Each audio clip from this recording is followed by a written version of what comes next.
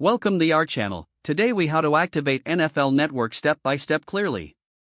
To activate NFL Network, first, ensure you have a valid cable or satellite subscription that includes NFL Network.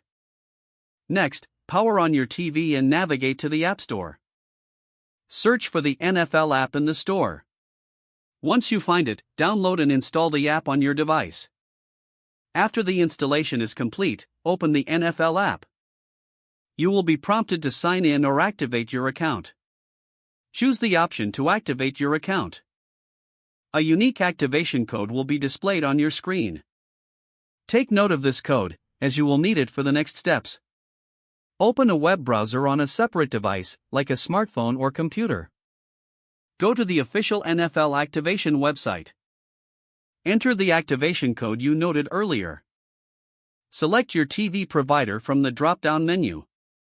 Log in using your TV provider credentials. If prompted, confirm your account information. Once you successfully log in, return to the NFL app on your TV. You should see a confirmation message that your activation was successful. Now, you can start enjoying live games and exclusive content on NFL Network.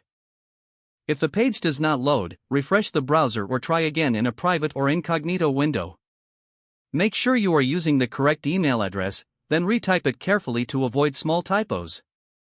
If your password is not accepted, use the reset option and create a new strong password you can remember.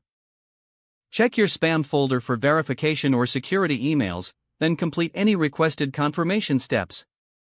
Enable two-factor authentication if available to improve account security and reduce unauthorized access risk.